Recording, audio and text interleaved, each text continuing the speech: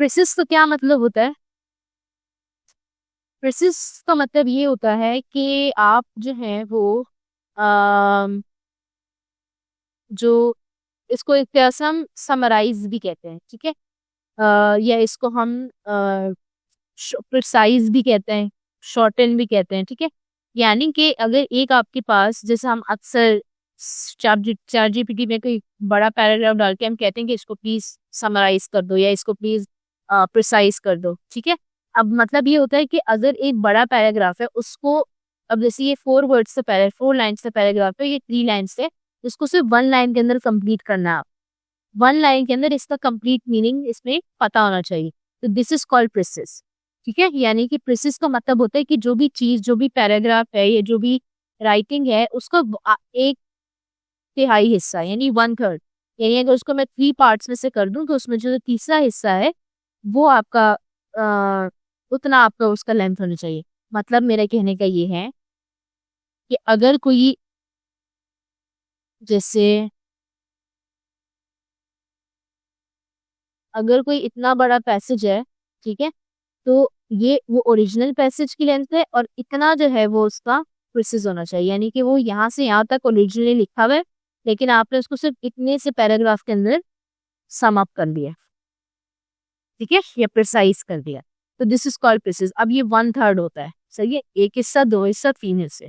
तो ये 3 हिस्सों में से एक हिस्से जितनी इसकी लेंथ होनी चाहिए, ठीक है। मतलब कोई भी जितने भी आपने पैराग्राफ लिखे उसको आप हमेशा 3 हिस्सों में तोड़ते हो और एक हिस्से जितना यानी उसकी लेंथ 1 हिस्से जितनी होनी चाहिए, तो इसको हम 1/3 कहते हैं। जैसे जो समरी राइटिंग होती है, समरी से डिफरेंट कैसे, जो समरी राइटिंग होती है, समरी को हम हाफ द लेंथ करते हैं। कि अगर समझो वो 2 पेजेस की है तो उसको आप 1 पेज में कर दें, अगर 1 पेज की तो उसको आप हाफ कर दें, ठीक है। तो समरी का मतलब होता है जो भी ओरिजिनल लेंथ है उसके हाफ कर देना, और प्रिसिस का मतलब है जो भी ओरिजिनल लेंथ है उसको 1/3 कर दें। सिंपल एज दैट, ठीक है। अब इसमें जो हमसे इन्होंने क्या कहा है, इसमें इन्होंने हमसे ये कहा है कि आप जो है वो क्या करें, read the given passage about climate change, write a precis, summarize the key points in about 1/3 of the original land. Focus on maintaining clarity and coherence. ठीक है, यानी क्या करना है, आप ये पैसेज दिया हुआ है, इस पैसेज को आपने रीड आउट करना है और इसको फिर आपने क्या करना है, इसका प्रिसिस लिखना है, यानी एक समरी लिखनी है, समराइज करना है इसको, यानी शॉर्टन करना है, कितना, 1/3 ऑफ द लेंथ। यानी जो उसकी ओरिजिनल इसकी 3 लाइन है तो 3 का हाफ, 3 को 3 में डिवाइड किया तो 1 लाइन हो गई। तो यानी कि एक लाइन में इसका पूरा वो कंप्लीट होना चाहिए। और सबसे इम्पोर्टेंट बात, हमने इस चैप्टर की ग्रैंड टेस्ट का जो प्रैक्टिस टेस्ट है उसका लिंक हमने डिस्क्रिप्शन में डाल दिया है। आप डिस्क्रिप्शन में जाकर ये ऊपर पहला लिंक है प्रैक्टिस ग्रैंड टेस्ट को, यहाँ पे जाएं और सॉल्व करें और प्रैक्टिस करें। यहाँ से आपने अगर प्रैक्टिस कर ली, आपके एग्जाम्स के अंदर एमसीक्यूज के अंदर 100% मार्क्स गारंटेड है। उसके अलावा अगर आपको हमारे फ्री नोट्स चाहिए, lecture, guest papers, model papers चाहिए, तो इस पहली वाली लिंक पे क्लिक करके आप हमारे चैनल को ज्वाइन हो जाए और दूसरी वाली लिंक को क्लिक करके आप हमारा व्हाट्सएप ग्रुप है इंपॉर्टेंट प्रीमियम, उसको ज्वाइन हो जाएं, ठीक है। अगर आपको ट्यूशंस वगैरह के अंदर एनरोल होना है, कोई डाउट है, तो ये हमारा व्हाट्सएप नंबर है, इस पर क्लिक करेंगे आप डायरेक्ट व्हाट्सएप पे चले जाएंगे और तमाम बुक्स के पीडीएफ इस वाले यहाँ पर आखिरी वाले आपके पास गिवन है। आप यहाँ से कोई भी बुक उठा सकते हैं, आपकी जो मर्जी चाहे, सारी की सारी क्लासेस का। इसके साथ साथ आपसे रिक्वेस्ट है, आप चैनल को सब्सक्राइब और वीडियो को लाइक भी करते हैं। ओके, अब हम क्या करते हैं, मैंने कहा तो मैं आपने को भी गब्बा करके बताऊंगी ताकि समझ में आ जाए कि हम किस तरह दिखते हैं, सही है। वैसे तो आप लोगों को पहले करना चाहिए था ताकि मैं आप लोगों को करके भी आपको बता दी कि क्या रखनी है, पर लेट्स सी ऑप्शन। पैसेज क्या है, The impact of climate change is evident in rising global temperatures, melting ice caps, and extreme weather events.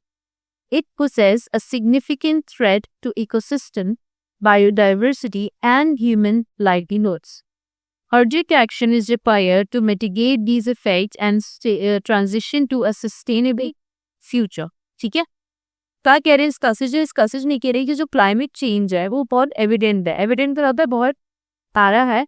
We can see कि क्लाइमेट किस तरह से हमारा चेंज हो रहा है। जहाँ एक इलाकों पर ज़्यादा गर्मी नहीं होती थी वहाँ बहुत ज़्यादा गर्मियाँ हैं, जहाँ ज़्यादा सर्दी नहीं रहती वहाँ बहुत ज़्यादा सर्दियाँ हैं, ठीक है। हीट वो ज़्यादा देर तक रहती है, या गर्मियाँ ज़्यादा टाइम रहने लग गई हैं, या कोई भी जो XYZ जो भी हमारे क्लाइमेट में चेंज आ रहा है तो वो क्या कह रहे हैं कि वो बहुत एविडेंट है, जैसे कि rising global temperature, melting ice caps, यानी कि इतना टेम्परेचर बढ़ रहा है कि जो आइस कैप्स यानी जो पहाड़ों पे बर्फ है वो बहुत ज्यादा मेल्ट हो रही है, जिसकी वजह से क्या होते हैं, ज्यादातर सैलाब आते हैं, क्योंकि आइस पहाड़ बहुत बड़े बड़े होते हैं और उन पे आइस जो है वो बहुत ज्यादा अमाउंट में होती है। तो जब वो मेल्ट होती है तो फिर वो जो इतनी तेजी से आती है वो ऐसे आती है वैसे बहुत तेज पानी का शावर होता है ना, वो वैसे फ्लो करता है, कोई ऐसे आराम आराम से थोड़ी आता है, वो बहुत तेजी से फ्लो करता है, जिसकी वजह से, क्योंकि वो इतनी हाइट का होता है, इसलिए जब नीचे गिरता है तो बहुत तेजी से गिरता है। तो इसकी वजह से क्या होता है कि नीचे जो हमारा जो एनवायरनमेंट है या जो जहाँ पे जो रिहाइश है जो भी, वो उससे बहुत ज्यादा इफेक्ट हो जाते हैं, ठीक है। और एक्सट्रीम वेदर इवेंट्स होने लगते हैं। It poses a significant threat to ecosystem. Significant threat किसको कर रहे हैं? इकोसिस्टम को, बायोडाइवर्सिटी को एंड ह्यूमन लाइवलीहुड्स को, सही है। यानी इकोसिस्टम भी खराब हो रहा है, बायोडाइवर्सिटी यानी कि क्या कहते हैं, सिंपल वर्ड्स में अगर मैं बोलूँ तो इंसान जानवर सब जो है ना वो उससे वो हो रहे हैं, इफेक्ट हो रहे हैं।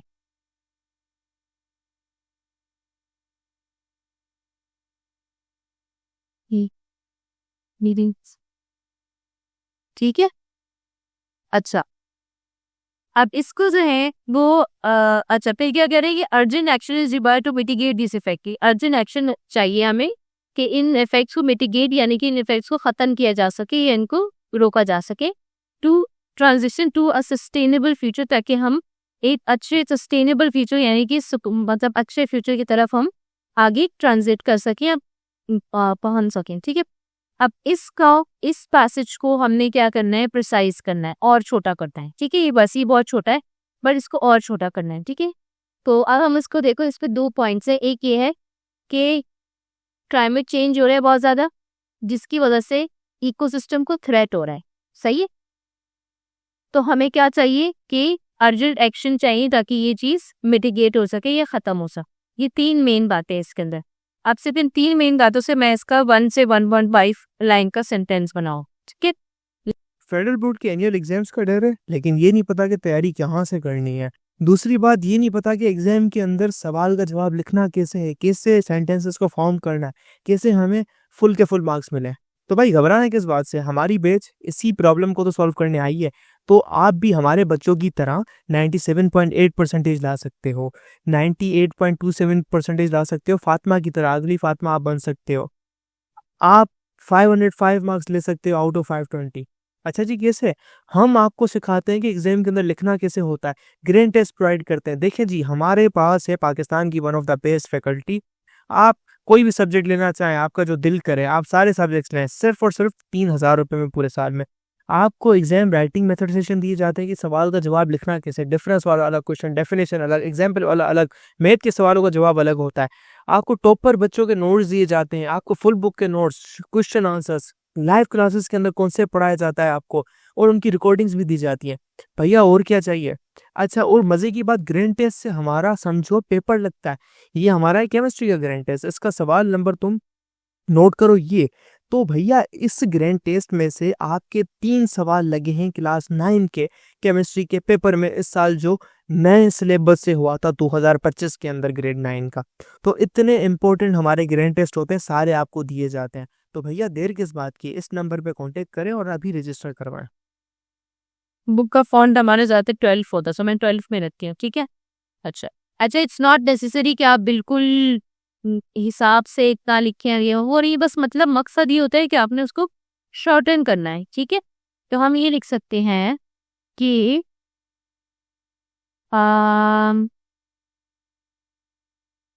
the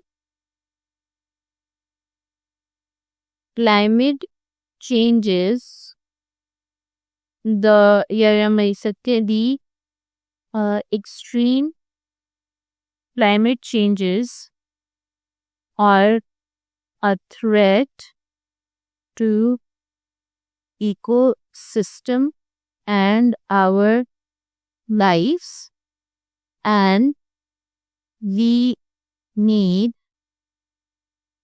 immediate, अब अर्जेंट मैंने लिखा सारी, ठीक है, जो नहीं लिखा सारी क्योंकि मैं चाह रही मैं वर्ड थोड़ा चेंज कर दूं। वो वी नीड एंड, या फिर वी नीड को भी छोड़ो, and immediate measures needs to be taken for safer future. That's it. ठीक है.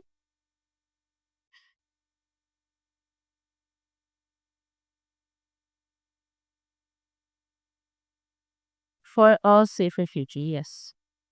ठीक है. अब वो जो 4 लाइनें 3-3.5 लाइनों का जो वो था या 3 लाइनों का था उसको मैंने सिर्फ 1.5 लाइन्स के अंदर रिड्यूस करके लिख दिया. That's it. ये होती है, इसको हम कहते हैं प्रिसाइज राइटिंग. पॉइंट 3 मैंने किए कि एक्सट्रीम क्लाइमेट चेंज हो रहा है जो कि थ्रेट में सिग्निफिकेंस क्या थी कि वो थ्रेट था किसको, हमारी लाइफ को और इकोसिस्टम को. और इमीडिएट मेजर्स या हम कह सकते हैं अर्जेंट एक्शन हमें जरूर चाहिए ताकि हम सेफ फ्यूचर की तरफ आगे जा सकें. सिंपल. ठीक है. अच्छा, अब आपके पास आता है कंपैरेटिव एसे. अब कंपैरेटिव एसे क्या होता है?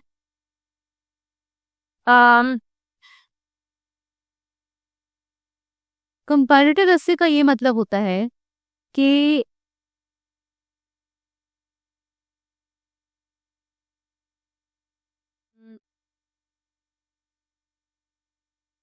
एक कंपैरेटिव एसे, कंपैरेटिव का मतलब कंपैरिजन करना. ठीक है. तो कोई ऐसा एसे होता है कि जिसमें आप क्या करते हैं कि आप उसको मुझे थोड़ा इजी वर्ड्स में समझाना है आप लोगों को. कंपेयर का क्या मतलब होता है? कंपेयर का मतलब होता है कि आप कोई 2 चीज़ें होती हैं उनको आपस में देखते हो कि भाई दोनों में कितना फ़र्क है. ठीक है. या दोनों में क्या जो है ना वो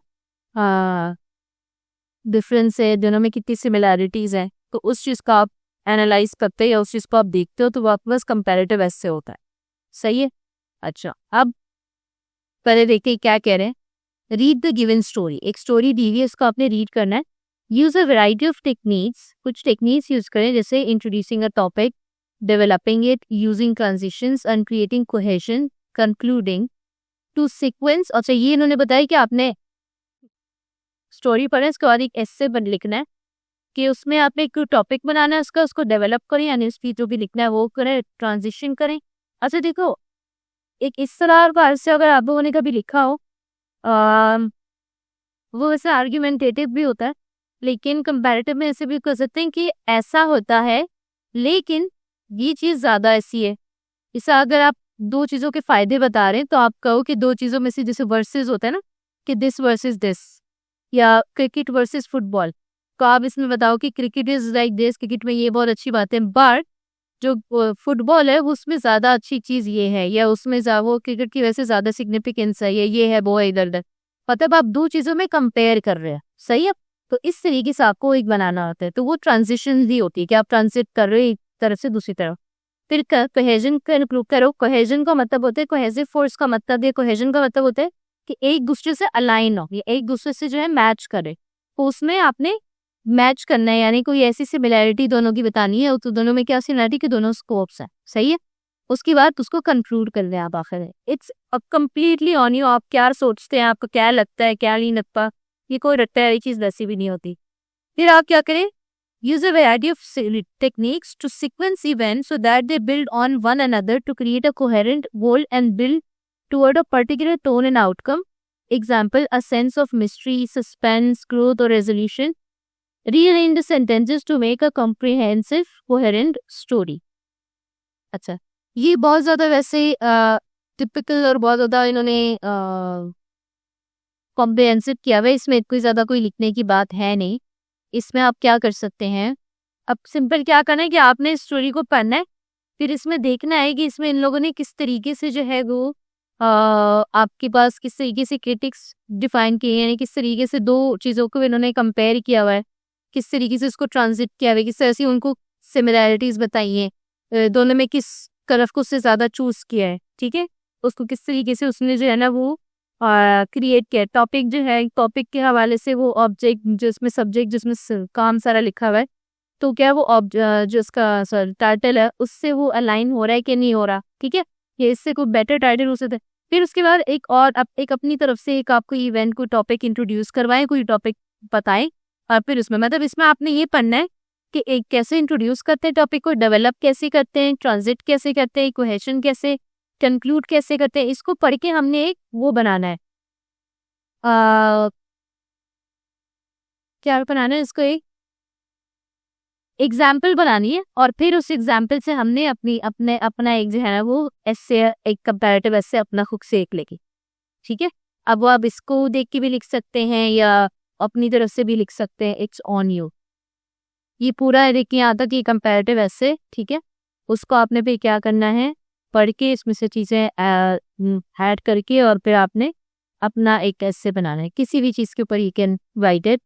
आप जैसे मैंने अभी क्रिकेटर्स उसकी एग्जांपल ली, बहुत ज़्यादा टफ इंग्लिश में लिखा हुआ है and it's very very typical English, तो ये इतना ज़्यादा आपने को स्ट्रॉन्ग इंग्लिश और इसमें नहीं पढ़ना इसमें कि बिकॉज एग्जाम में इतना टाइम नहीं होता कि आप इतनी मुश्किल वर्ड्स को चूज करें, राइट।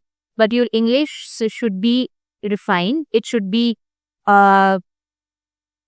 वेल अंडरस्टैंडेबल, टेंसेस सही होने चाहिए, स्पेलिंग्स वगैरह, तो उससे फिर आपका एक ऐसे अच्छा सा इससे इजी वर्ड्स में भी बन सकता है। ठीक है।